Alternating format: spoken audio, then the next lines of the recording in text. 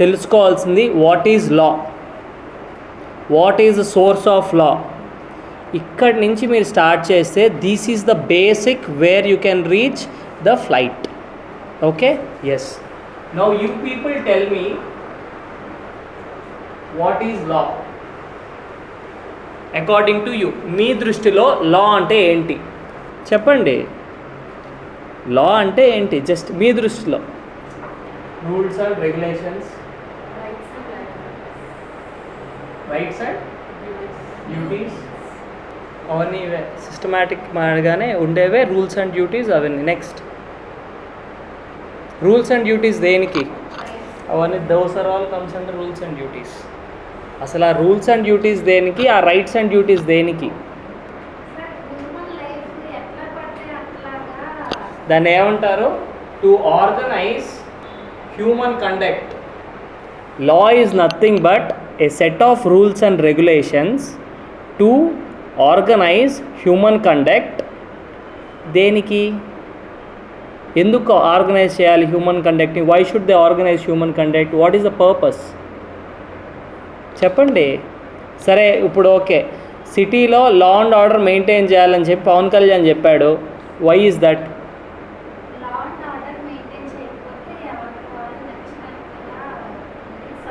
Law and order damage అవ్వకుండా ఉండేదాన్ని ఏమంటారు? Piece.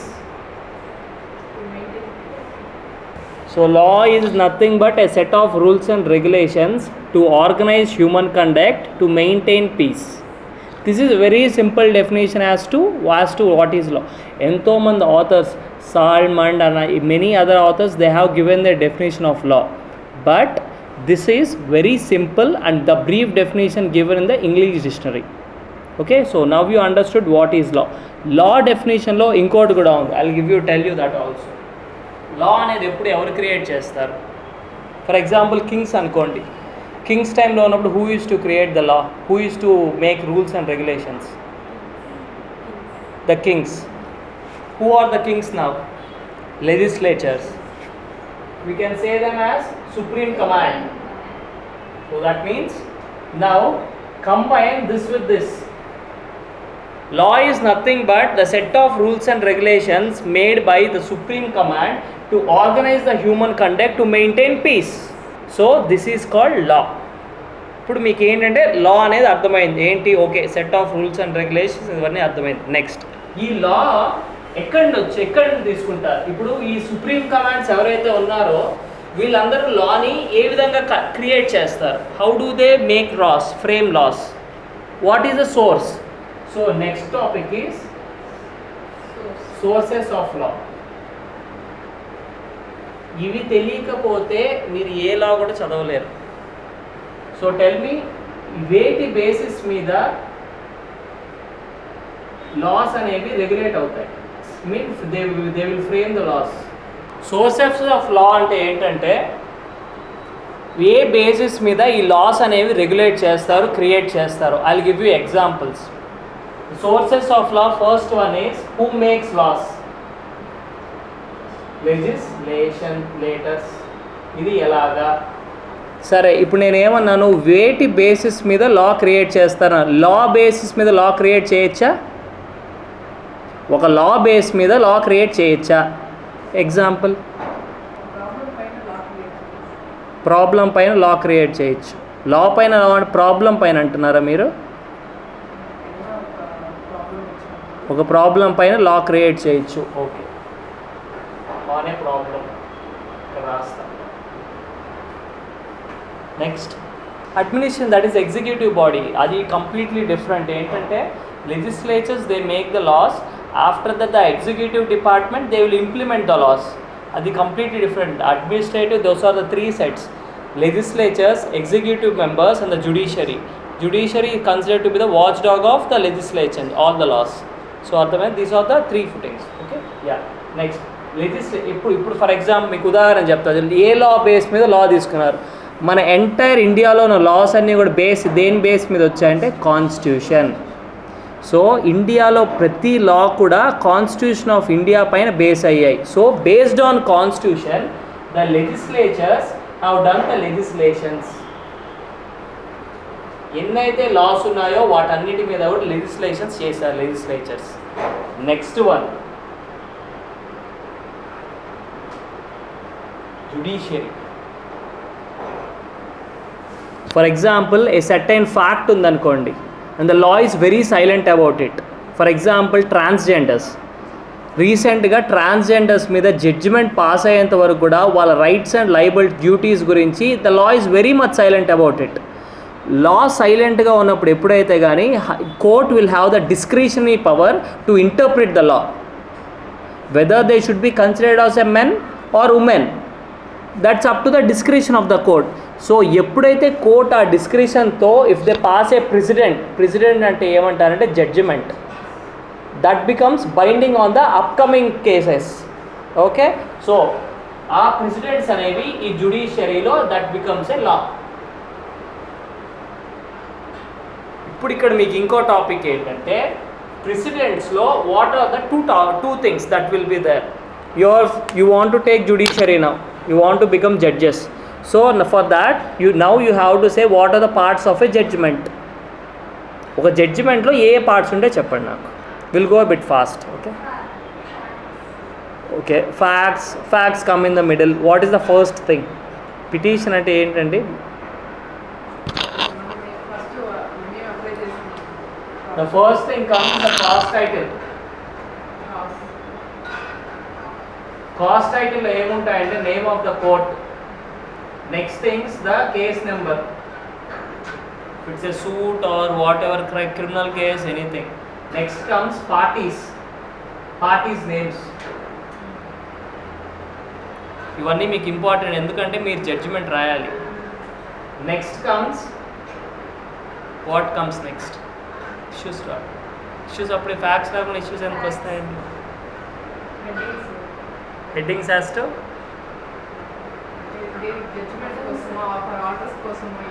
Under which section or which law the suit or case has been filed. Then what comes next? Advocate. The advocate who is representing the parties. The next comes the facts. The next comes the issues. The next comes the arguments of the petitioners and also the respondents. The next comes the ratio decidendi. Ratio decidendi is the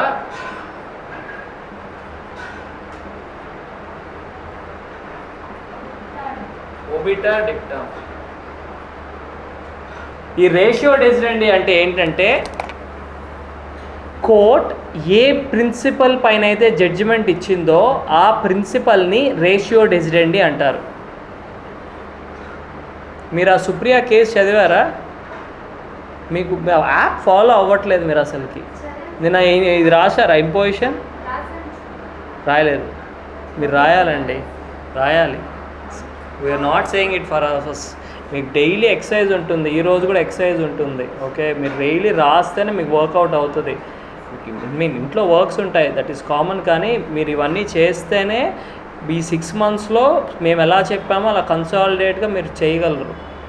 okay okay, that is ratio డెసిడెండి.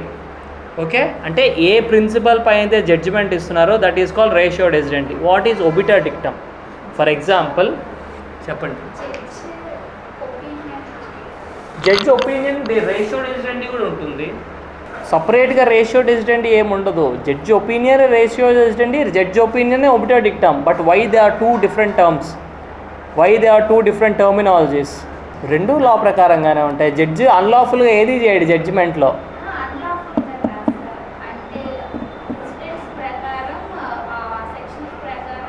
సరే, I will say you one thing. Okay, మీరు precedents ప్రకారం అన్నారు కదా, will go with that. For example A and B, plaintiff ఉన్నారు, defendant ఉన్నారు.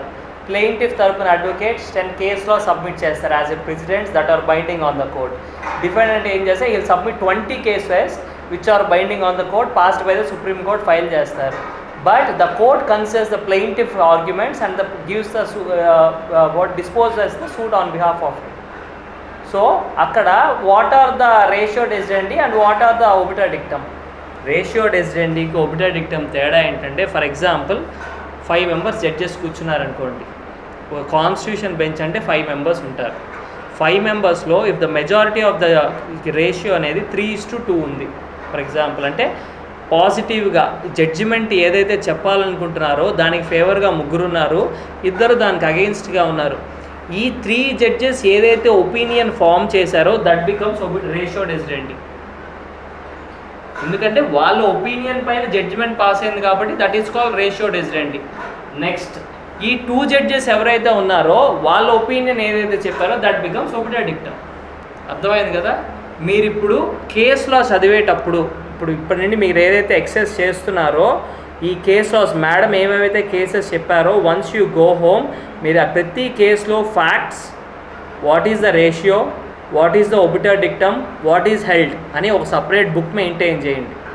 Madam చెప్పిన cases అన్నిటికీ maintain a book and write it accordingly. మీరు సపరేట్గా బుక్ మెయింటైన్ చేసి దాంట్లో అన్ని సబ్జెక్ట్ కేస్ లాస్ ఉండాలి. జేజే యాక్ట్, కాంట్రాక్ట్ యాక్ట్, ప్రతి సబ్జెక్ట్ కేస్ లాస్ దాంట్లో ఉండాలి. ఏంటంటే ఇట్ ఈజ్ ఎ రెఫరెన్స్, మీరు మళ్ళీ ఎత్తుక్కోకుండా. ఓకే, మీకు నేను చెప్తున్నా కదా, నేను ఓపెన్ చెప్పేది మీకు ఇవే ఎగ్జామినేషన్స్లో అడుగుతారు. I'm damn sure. మీరు మేము చెప్పిన ఫాలో అవ్వండి. Next third one comes customs. Customs are the basis of this legislations and judiciaries. ఎలాగా? ఫర్ ఎగ్జాంపుల్ బేసిస్ అనేది ఎలాగ చెప్తాను ఏంటంటే, coming to the judiciary point of view, మీరు జల్లికట్టు వినే ఉంటారు. Jallikattu case, what the supreme court has considered there, they have considered the custom that has been followed from long time. ఆ basis మీద they have allowed Jallikattu. Okay, one more thing, ఇంకొక judgement దీనికి కాంట్రడిక్టరీగా చెప్తాను. కోడి పందాలు, supreme court said no to cock fight. ఎందుకు? They didn't felt that custom is important. Because custom అనేది ఎప్పుడు ఏం చూస్తారంటే ఒక సర్టెన్ గ్రూప్ ఆఫ్ పీపుల్లో if they are following it from a long period, ఒక స్పాన్ ఆఫ్ పీరియడ్లో వాళ్ళు ఫాలో అవుతుంటే, and if that custom is important for the upcoming future they will do that. Okay, so supreme court felt this cock fight is not for that and Jallikattu they made it for that. So కాబట్టి based on the customs the judiciary will act. Next legislations ఎలాగా? Politics idea ఉంటుంది కదా. రీసెంట్గా ఇప్పుడు కర్ణాటకలో కాంగ్రెస్ గెలిచింది, అవునా? కాంగ్రెస్ రీసెంట్గా ఏ లా పాస్ చేసింది? 75% ప్రైవేట్ కంపెనీస్లో ఏవైతే ఎంప్లాయ్మెంట్స్ ఉన్నాయో అన్నీ కూడా వాళ్ళ స్టేట్ వాళ్ళకి ప్రొవైడ్ చేయాలని చెప్పి ఒక ఆర్డర్ పాస్ చేసింది. They have pass a government GO, law pass చేసింది. For that all the private companies went to the court. ఇక్కడ కర్ణాటక గవర్నమెంట్ ఏం చేసింది? They want to keep their votes and వాళ్ళకి స్టేట్ పీపుల్ ఎవరైతే ఉన్నారో వాళ్ళని ప్రొటెక్ట్ చేయడానికి they have given that 75% reservations. So అది కస్టమ్ని బేస్డ్గా ఈ లెజిస్లేషన్స్ అనేవి ఫామ్ అవుతాయి. So now you got how the customs are the base of the legislations and the judiciary. Doubt ఉందా ఏమన్నా? ఆన్లైన్ వాళ్ళకు కూడా ఏమైనా డౌట్ ఉందా? Okay, next comes international treaties. Next comes newsletters and libraries. First I'll go with newsletters and libraries. ఇప్పుడు మీకు news పేపర్స్లో కానివ్వండి, లైబ్రరీస్లో కానివ్వండి ఎన్నో స్టోరీస్ జరుగుతుంటాయి, న్యూస్ లెటర్స్ జరుగుతుంటాయి. Because press and media are considered to be the third estate of India కదా. So ఏవైతే వీళ్ళు ఏవేవైతే న్యూస్ లెటర్స్ ప్రొవైడ్ చేస్తున్నారో ఆ బేసిస్ మీద court can take a decision, but it is not binding on them. Even the legislatures can take a decision, but it is not binding on them. But ఈ 3 ఏవైతే ఉన్నాయో they are not binding on any one. మీరు follow అవ్వచ్చు, అవ్వకపోవచ్చు, no one is going to stop it. But these 2 are binding on the people. ఎలాగంటే for example legislatures ఏదైనా law చేశారనుకోండి. For example రీసెంట్గా మోటార్ వెహికల్ యాక్ట్ అమెండ్ చేశారు. They have increased the fines and everything, and the people have to pay it if they are not going to follow the rules. అవునా? Yes. Next coming to the judiciary part, same thing. Recently, Supreme Court has passed a judgment saying that helmets are mandatory for the two-wheelers. తర్వాత అప్పటి నుంచి ఏమవుతుంది తిరుపతిలో, they are stopping all the two wheelers who are not wearing the helmets and they are imposing heavy fines. అంటే ఏంటి ఇక్కడ, the judgments or the decisions taken by these two are very important and they are binding on the people. But whereas this customs, for example, కొంతమంది Jallikattu follow అవుతారు, కొంతమంది అవ్వరు. మీరు for example Telangana అనుకోండి, Telangana people follow a set of customs, AP people will follow a set of customs. One is not binding on the other. మీరు follow అయితే అవ్వచ్చు, లేకపోతే లేదు, there is no compulsion for that. Next, international treaties. International treaties అనేవి two types ఉంటాయి. Bilateral treaties ఉంటాయి, multilateral treaties ఉంటాయి. Multilateral treaties అంటే ఏంటంటే, ఎప్పుడైతే మొత్తం మన వరల్డ్లో 180 కంట్రీస్ ఉన్నాయి, 180 countries to maintain peace they will form a part of UN council, united nation council. Okay, వాళ్ళు ఏంటంటే to maintain peace they will form multilateral agreements. ఇంకొకటి బైలాటరల్ అగ్రిమెంట్. బైలాటరల్ అగ్రిమెంట్ అనేది to organise trade between two countries will form a bilateral agreement. Okay, this is the difference. These are not binding on the people. ఇప్పుడు two countries ఏవో treaties follow అయ్యి, like for example they want to trade cotton అనుకోండి, that is not binding on the people ఎటువంటి set of rules ఎందుకు follow అవుతారు, it is not binding. The parties who are a part of the contract or the trade agreement, they have that binding force on them, not the others. అర్థమైంది కదా, clear కదా madam? Any doubts? No. News letters, libraries అయిపోయింది కదా. Next, ఇప్పుడు మనము మన సబ్జెక్ట్లోకి వద్దాం, contract. Sir ఇప్పుడు ఇంతవరకు ఇవన్నీ చెప్పారు కదా, how is it related to contract?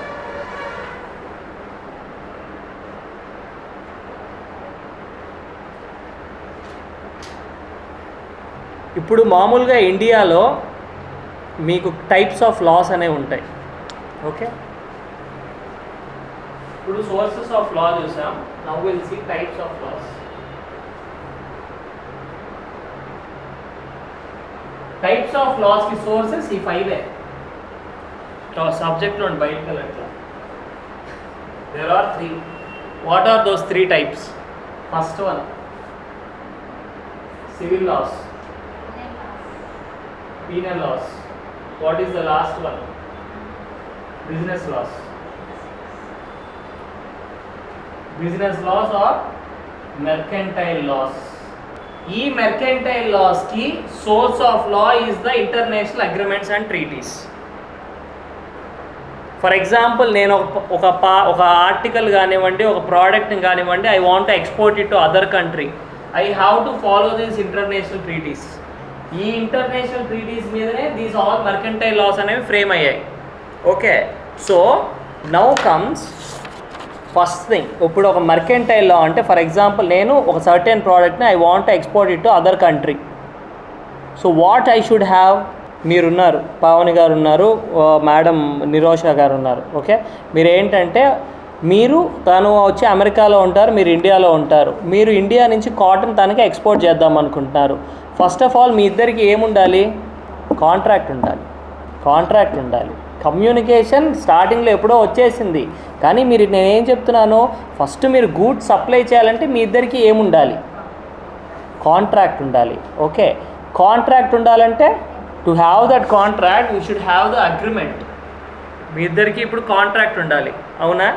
So contract is the basic for any agreement or ఏదన్నా ఒక ట్రాన్సాక్షన్కి కాంట్రాక్ట్ అనేది చాలా ఇంపార్టెంట్. సో మెర్కెంటైల్లో బేసిక్ స్టెప్ అనేది స్టార్ట్స్ ఫ్రమ్ ద కాంట్రాక్ట్.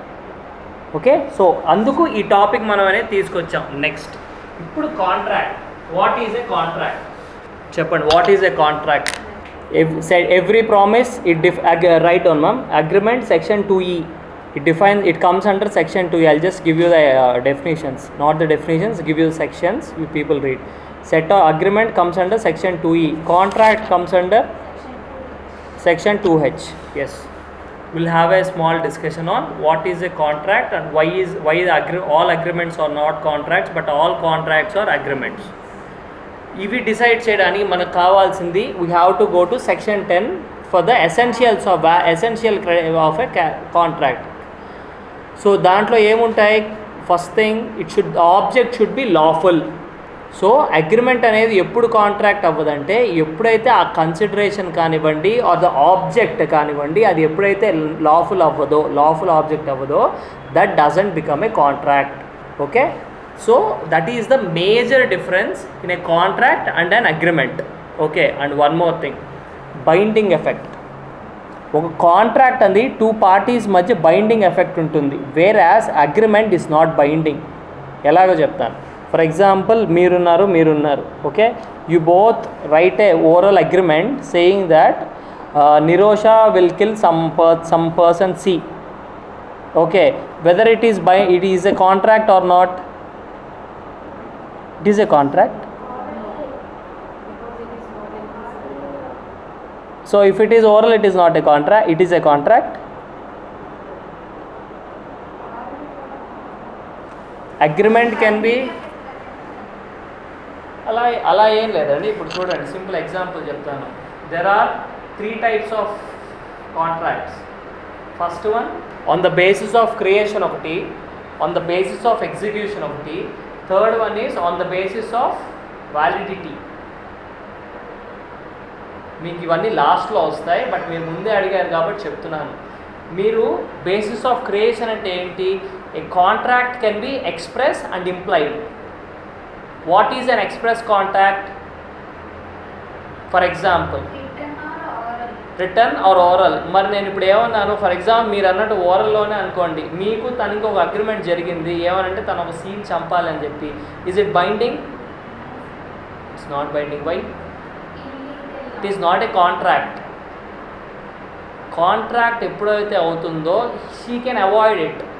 ఇప్పుడు మీరేం చెప్పారు, you want her to do some unlawful act, so for that she saying no. So it is not binding on her. ఎప్పుడు తను స్టార్టింగ్లో ఒప్పుకొని ఉండొచ్చు, but that is a unlawful thing కాబట్టి she said no. For that you cannot sue her. Binding కాకపోతే కాబట్టే you cannot sue her.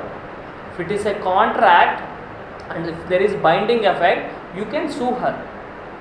Where there are rights, there comes duties. మీకు అక్కడ రైట్ ఏమొచ్చింది, తనకి సూ చేసే రైట్ వచ్చింది. డ్యూటీ ఏంటి? తను ఏదైతే కాంట్రాక్ట్ మీకు చెప్తుందో మీరు అది చెయ్యాలి.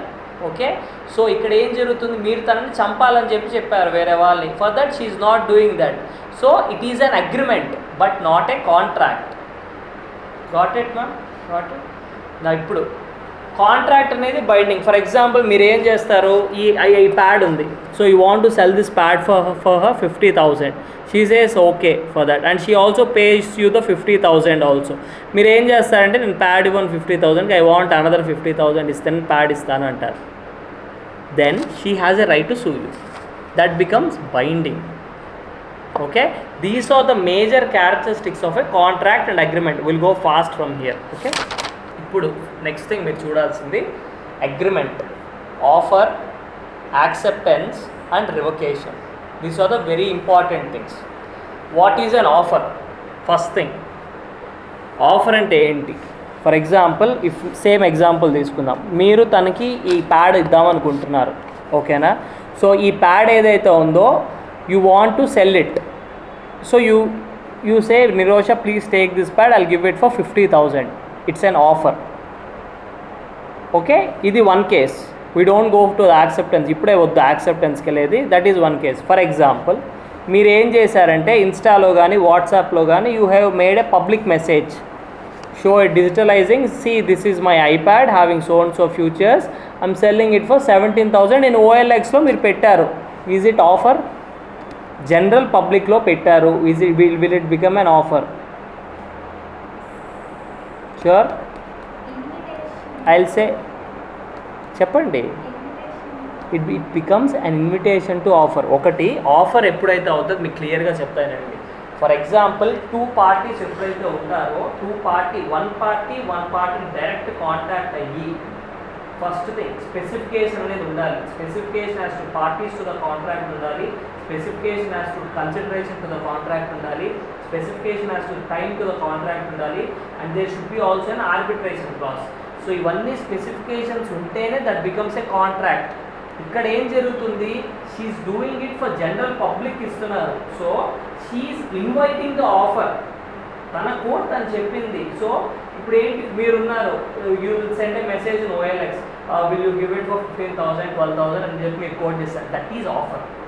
ఇప్పుడు ఏంటి, మీకు తన ఓనర్, మీకు తన ఓనర్ అని తెలుసు, and you are the buyer, so you are giving her the offer now. Got it? So ఈ బేసిస్ మీద ఏంటంటే ఆఫర్ అనేది that is called invitation to offer. Okay, got it ma'am? Next comes the acceptance part.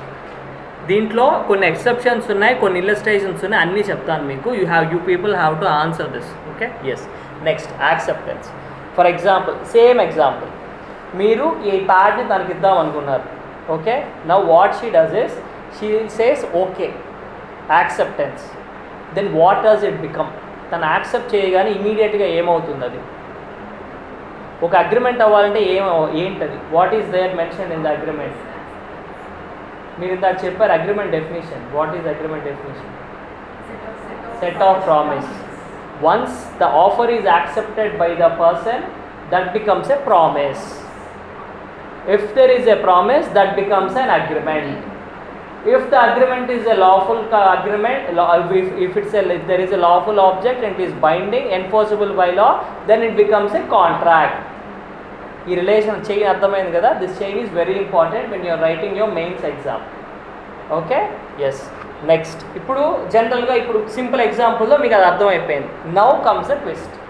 I give you one more illustration. Okay, ఇప్పుడు మీరేంటంటే తిరుపతిలో ఉన్నారనుకోండి. For example your staying in Hyderabad. Okay, I will give you normal example. Okay, you are staying in Hyderabad. మీరు ఏంటంటే హైదరాబాద్ నుంచి you will write a letter to her saying that you want to sell this pad. మీరు తనకి నేను ఈ ప్యాడ్ని 15,000కి ఇద్దాం అనుకుంటున్నాను, so what do you say అని చెప్పి you send the offer to her. Yes, in the form of a letter. ఇప్పుడు I will ask you a question, whether you can revoke that, what is the chance of revocation? మీరు already letter post చేశారు.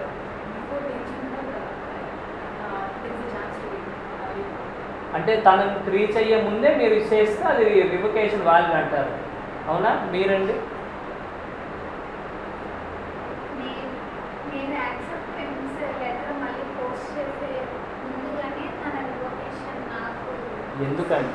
ఎందుకంటే చూడండి, ఇక్కడ ఏ అనే person B అనే పర్సన్కి letter పంపించారు. ఓకే, ఫర్ ఏ సర్టెన్ కాంట్రాక్ట్కి పంపించారు. ఓకేనా?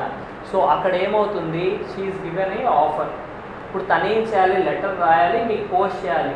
ఆ మధ్య లోపల మీరు ఏదైతే రివొకేషన్ లెటర్ ఇంకోటి రాస్తున్నారో, if it reaches to her, ఆ లాస్ట్ పార్ట్ ఏదైతే ఉందో the revocation part, if she comes to the knowledge of the person, that becomes the contract, that becomes a revocation of the offer. ఇప్పుడు the next thing, when comes the revocation of acceptance? ఇప్పుడు మీరు తనకి letter రాశారు ఇలా offer చేస్తూ. Okay, ఇప్పుడు తనేం చేసింది, తను ఒక లెటర్ రాసింది, ఏంటి, యాక్సెప్ట్ చేస్తూ తను మీకు లెటర్ రాసి పోస్ట్ చేసింది. Can she revoke that letter offer acceptance? మీరున్నారండి, మీరేం చేశారంటే తనకు ఆఫర్కి లెటర్ రాశారు. Okay, now she has given her acceptance. Okay, after giving that acceptance, till what time or what stage she can revoke that acceptance? Sir, I will two instances istha. First instance is she has posted the letter. Second thing is she still have the letter in his possession. ఈ two సర్కమ్స్టెన్సెస్లో ఏ సర్కమ్స్టెన్స్లో ఆ revocation అనేది జరగచ్చు? Post చేస్తే అవ్వదా? Post చేసినప్పుడు తను accept చేసుకోదా revocation? ఇప్పుడు for ఇది మనం డిస్కస్ చేసేది నాట్ సెంచరీ లెటర్ది. ఓకే, ఇప్పుడు ఏంటంటే ఈ కేసులో రివొకేషన్ ఆఫ్ యాక్సెప్టెన్స్ ఎప్పుడు అవుతుందంటే as soon as she post the letter, that becomes out of her control. కాబట్టి ఎప్పుడైతే ఆ లెటర్ పోస్ట్ అయిపోతుందో అప్పటి నుంచి she can't revoke her acceptance. ఇది మనం లెటర్ సెంచరీ గురించి మాట్లాడుతున్నాం. Now will come to the WhatsApp. ఇప్పుడు రీసెంట్ ట్రెండ్ అంతా వాట్సాప్ కాబట్టి now will come to the WhatsApp ఎరా. ఓకే, ఇప్పుడు ఏ అనే వ్యక్తి బి అనే వ్యక్తికి వాట్సాప్ చేశారు, same thing.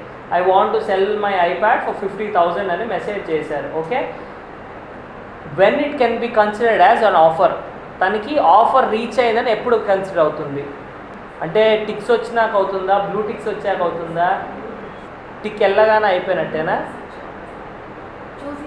After it comes to the knowledge of the person then only it will become an offer.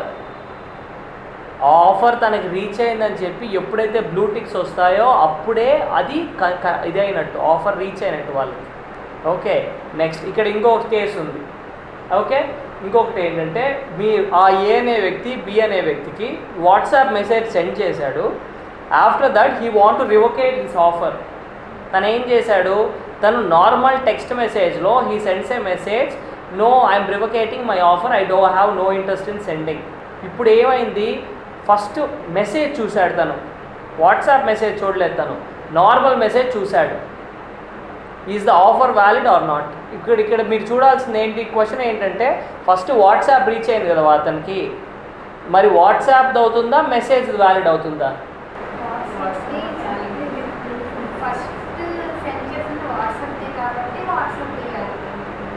Okay, మరి normal message revocation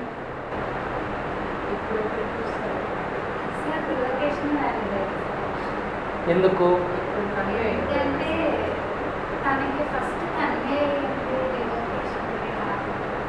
because it came to the knowledge of the B నాలెడ్జ్కి first revocation వచ్చింది కాబట్టి that revocation is valid. ఇదే circumstance తీసుకోండి, same circumstance. ఇప్పుడు ఇంకొకటి, first తను ఏం చూశాడో వాట్సాప్ మెసేజ్ చూశాడు అనుకోండి, తన ఆఫర్ యాక్సెప్టెన్స్ సెండ్ చేయలేదు, ఇంకా సెండ్ చేయకముందే అతని మళ్ళీ నార్మల్ మెసేజ్ చూశాడు, అప్పుడు రివకేషన్ వ్యాలిడా కాదా? రివకేషన్ ఆఫ్ ఆఫర్ అప్పుడు వ్యాలిడా కాదా?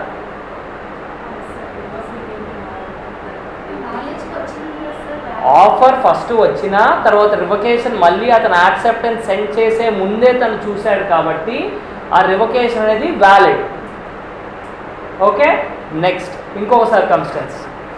Now comes up for the acceptance.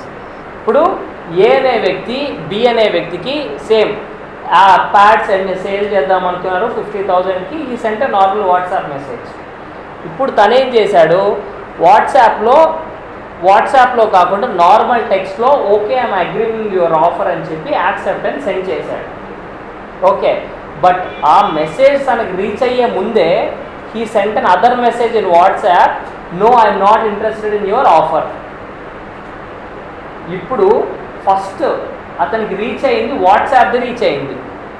ఇమ్మీడియట్గా 2 minutes తర్వాత అతనికి నార్మల్ మెసేజ్ రీచ్ అయ్యింది, yes I'm accepting your offer అని చెప్పి.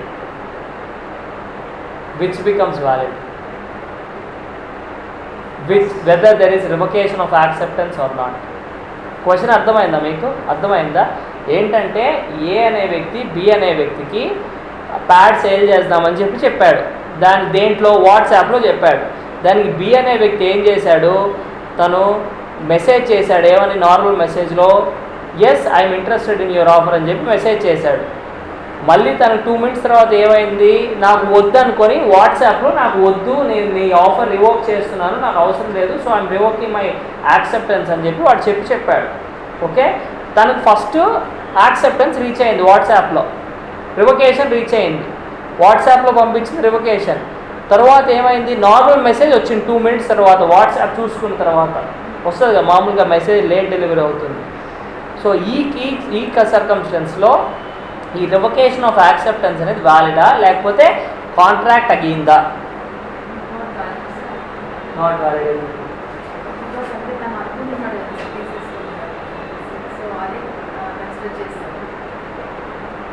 ఫస్ట్ తీసేసుకో మరి, అంటే ఇప్పుడు అక్కడ మీరు ఒకటి గమనించాలి, ఇక్కడ మీరు చెప్పిన విధానంలో అయితే తను ఫస్ట్ తన నాలెడ్జ్ వచ్చింది రివకేషన్, నాకు వద్దని చెప్పాడు, నాకు వద్దు నీ ఆఫర్ అని. ఇమ్మీడియట్గా 2 minutes తర్వాత తనకి మెసేజ్ వచ్చింది, ఏమని వచ్చింది, yes I want your offer అని. సో దానికంటే నేను ఒప్పుకున్నానని చెప్పింది కదా, తర్వాత వచ్చింది లేటర్ టైంలో తన నాలెడ్జ్లోకి. సో ద యాక్సెప్టెన్స్ అనేది ఒప్పుకున్నట్టు కదా. సో వేర్ దెర్ ఇస్ రివకేషన్ లేదు కదా ఆ సిచ్యువేషన్లో, మీరు చెప్పిన దాంట్లో అయితే ఏమవుతుంది? and say it is not valid. It will be revoked. అంటే ఫస్ట్ రివోకేషన్ అనేది ఆఫర్ అండ్ నాలెడ్జ్కి వెళ్ళింది కాబట్టి తను అక్కడతో కాంట్రాక్ట్ని వద్దనుకున్నాడు. కానీ ఇక్కడ మీరు ఒకటి గమనించాలి. What are the essentials of a contract? There are 5 essentials.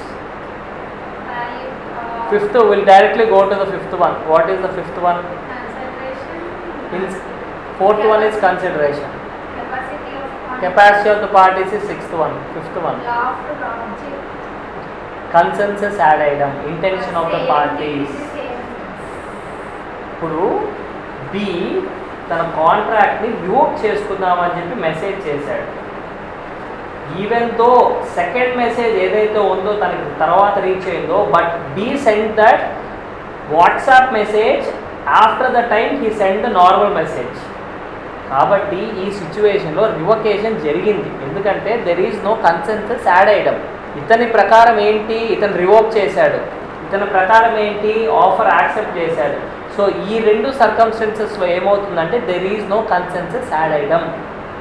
So even though ఇతను యాక్సెప్టెన్స్ లేటర్ స్టేజ్లో చూసి అతను నాలెడ్జ్లోకి వచ్చినా కూడా ఈ రివొకేషన్ ఏదైతే ఇతను సెండ్ చేసిన మెసేజ్ టైమింగ్స్లో ఉన్నాయో ఈ బేసిస్ మీద దట్ రివొకేషన్ బికమ్స్ వ్యాలిడ్. ఇవన్నీ మీకు ప్రిలిమ్స్లో అడుగుతారు.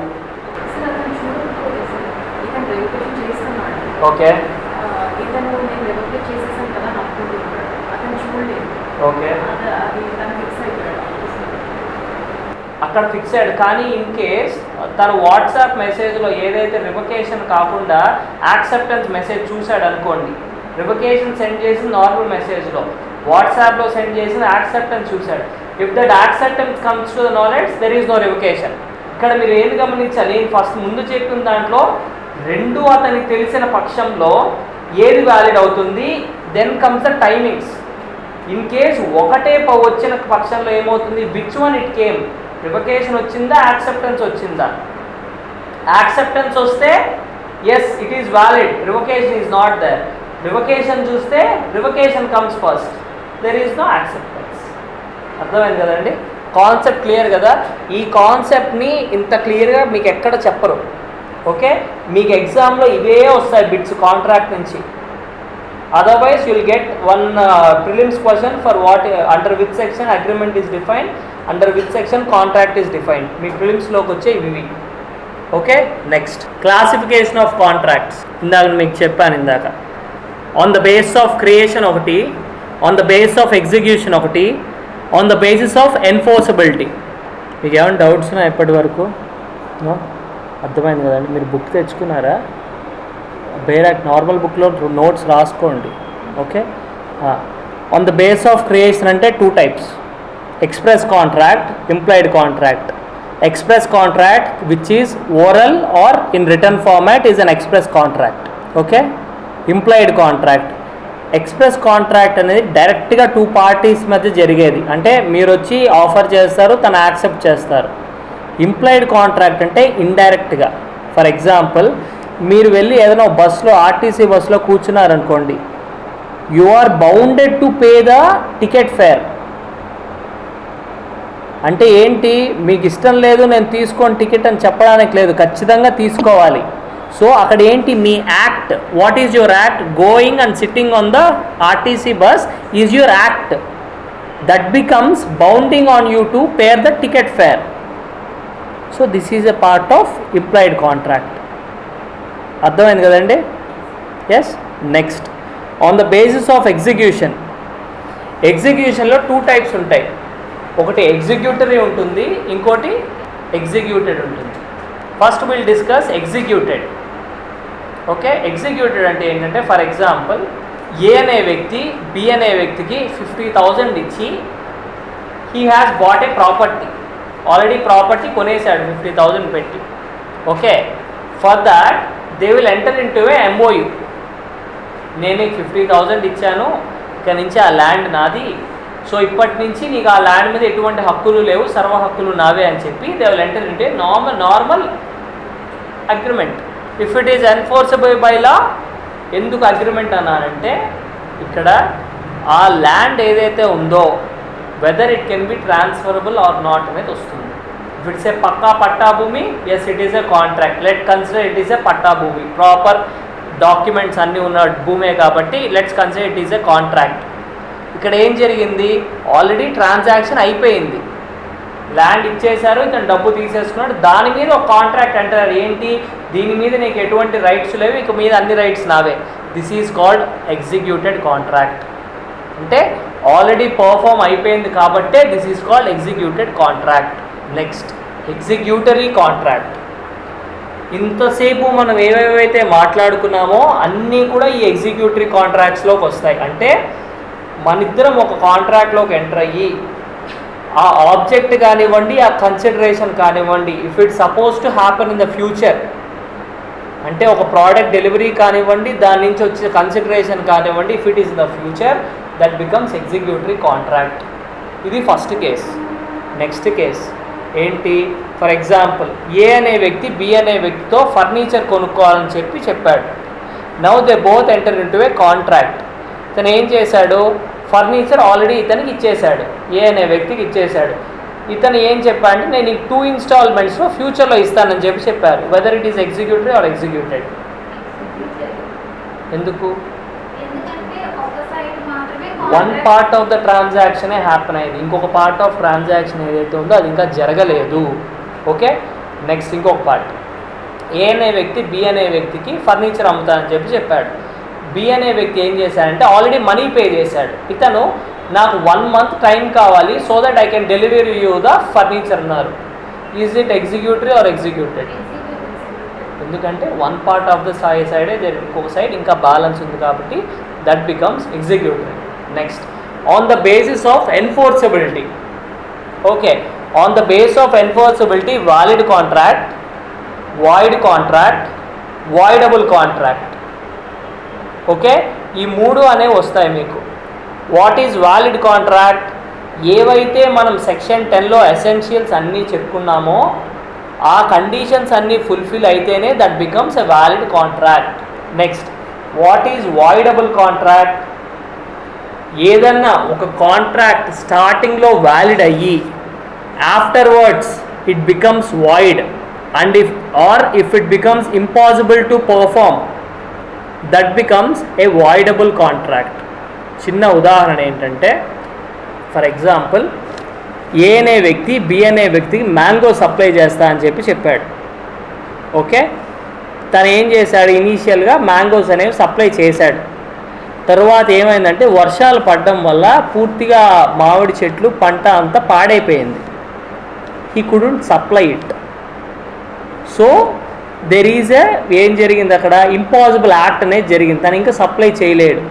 ఆ సర్కమ్స్టెన్స్లో with the consent of either of the parties they can make this contract void. ఇతను ఒప్పుకోవాలి, ఎవరైతే కొనుక్కున్నాడో మ్యాంగోస్, సరే నీ దగ్గర లేవు కదా పోనీలే అని ఇతను ఒప్పుకోవాలి. ఇన్ కేస్ ఇతను ఒప్పుకోకపోతే he has a right to sue him because of him he suffered legal damages. అర్థమైంది కదా concept? Yes, this is voidable contract. What is void contract? Which is not enforceable by law is called void contracts. ఇక్కడ మీరు ఇంకొకటి చూడాల్సింది ఏంటంటే privity of contract. మీరు voidable contract definition చూస్తే, ఒకసారి వాయిడబుల్ కాంట్రాక్ట్ డెఫినేషన్ ఓపెన్ చేయండి. లాస్ట్లో మీకు ఆర్ అదర్స్ అని ఉంటుంది చూడండి. అదర్స్ అని ఏం కనిపించలేదా మీకు? సరే, ప్రివిటీ ఆఫ్ కాంట్రాక్ట్ అంటే ఎక్స్ప్లెయిన్ చేస్తాను, తర్వాత నాకు వేరే యాక్ట్ ఇవ్వండి, అది ఎక్స్ప్లెయిన్. ప్రివిటీ ఆఫ్ కాంట్రాక్ట్ అంటే ఏంటంటే ఒక కాంట్రాక్ట్లో ఎంతమంది అయితే పార్టీస్ ఉంటారో ఆ కాంట్రాక్ట్ మీద డెసిషన్ తీసుకునే హక్కు కానీ దాని మీద చేంజెస్ చేసే హక్కు కానీ ఓన్లీ ఆ పార్టీస్కి మాత్రమే ఉంటుంది. Third party or the stranger to the contract doesn't have any right or obligation which forms a part of the contract. Okay, got it? అర్థమైంది కదండి. ఇప్పుడు వాయిడబుల్ కాంట్రాక్ట్లో మీకు దాంట్లో డెఫినేషన్ పార్ట్ మీరు చూస్తే ఏమొస్తుందంటే, ఎవరైతే పార్టీస్ టు ద కాంట్రాక్ట్ ఉంటారో వాళ్ళకి మాత్రమే దాన్ని తీసుకునే హక్కు ఉంటుంది. ఆర్ అదర్స్ అని ఒక పాయింట్ ఉంది. ఓకే, ఆ అదర్స్ అంటే ఏంటంటే the privity of the contract. Others means strangers. The strangers to the contract అనేవాళ్ళు ఇక్కడ ప్రివిటీ ఆఫ్ కాంట్రాక్ట్లో అంటే వాళ్ళు ఏదైతే కాంట్రాక్ట్ ఫామ్ అయ్యారో దాని మీద ఎటువంటి డెసిషన్ కూడా తీసుకోలేరు. ఓకే, అంటే వాయిడబుల్ కాంట్రాక్ట్స్ అంటే ఏంటి, ఇందాక మనం మాట్లాడుకుంది, ఇందాక మ్యాంగోస్ పర్చేస్ గురించి చెప్పాం. ఏ అనే వ్యక్తి బి అనే వ్యక్తి మ్యాంగో సప్లై చేస్తున్నాడు, బి అనే వ్యక్తి సప్లై చేయలేకపోయాడని. ఈ ఏ అండ్ బి సర్కమ్స్టెన్స్లో సి అనే వ్యక్తి వచ్చి చెప్పలేడు నువ్వు మ్యాంగోస్ ఏతో ఏంటి బి అనే వ్యక్తి మ్యాంగో సప్లై చేయట్లేదు, సో ఆ కాంట్రాక్ట్ని వాయిడ్ చేసుకో అని చెప్పే హక్కు సికి లేదు. Okay okay ma'am. ఇంకో సర్కమ్స్టెన్స్ ఏంటి, బి అనే వ్యక్తి సి అనే వ్యక్తికి నా దగ్గర ఇప్పుడు మ్యాంగోస్ లేవు, నేను యాక్చువల్గా ఏకి సప్లై చేయాలి మ్యాంగోసు, సో కాబట్టి నువ్వేం చేస్తావు, నా బదులు నువ్వు సప్లై చెయ్యి అని చెప్పి చెప్తాడు. It is only valid when A accepts it. A ఎప్పుడైతే దీన్ని యాక్సెప్ట్ చేస్తాడో అప్పుడే అది వ్యాలిడ్ అవుతుంది, otherwise it is not valid. Okay okay, ఇక్కడ వరకు ఈరోజు this is module 1. Okay, now you people tell me how's the class today. Juvenile justice act and contract act అర్థమైందా మీకు? ఓకే, ఇప్పటి నుండి మీకు ఇలానే జరుగుతాయి. మీరు స్ట్రిక్ట్గా ఫాలో అవ్వాల్సింది ఏంటంటే, మీకు యాప్లో ఏవైతే మేము నోటిఫికేషన్స్ హోంవర్క్స్ ఇస్తామో మీరు ఫాలో అవ్వండి. మీరు అవి చేస్తేనే క్లాస్లో కూర్చుంటే మీకు ఏమన్నా తెలుస్తుంది, అర్థమవుద్ది. మేడం ఈరోజు డెఫినేషన్స్ అన్నీ నేను రాయమని చెప్పాను. మార్నింగ్ బ్యాచ్ వాళ్ళు అందరూ 5 టైమ్స్ రాశారు. మీరు ఏంటంటే మరి రాస్తే మేడం క్వశ్చన్ అడిగినప్పుడు you shouldn't see the book by rote, మీరు అది చెప్పగలగాలి. రాయమని ఎందుకు చెప్తాము, రోబోటిక్గా రాసేయడం కాదు. You should keep it in mind and write it. అప్పుడే మీకు అది సబ్జెక్ట్ మీకు వస్తుంది. ఇవన్నీ ఏంటంటే మీకు ఇంపార్టెంట్ సెక్షన్స్ కాబట్టి రాయిచ్చాం. ఓకే, మిగిలిన సెక్షన్స్ ఏవైతే ఉన్నాయో జూనియర్లో they are not so important. మీకు వాటిలో ఫిలిమ్స్లో ఎటువంటి క్వశ్చన్స్ అడగరు. ఇవి ఇంపార్టెంట్ కాబట్టి అవి రాయమన్నాం. వీటి మీదనే మీకు టెస్ట్ ఉంటుంది Saturday and Sunday. And one more thing, I haven't told this to the first morning batch yet. Saturday and Sunday you'll be having a class from Rohit Kamath, who is a part of SERA, National Law School India, Bangalore, and who is a part of committee in the changes in biological diversity laws ఉన్నాయి కదా, దాని మీద చేంజెస్కి government appoint చేసిన కమిటీలో member అయిన Rohit Kamath, he'll be taking a class on transfer of property on the Saturday and Sunday. కాబట్టి class starts at 10 o'clock. మీరు 10 o'clockకి రండి, Saturday and Sunday 2 days. We have a combined batch together. It will be a combined class.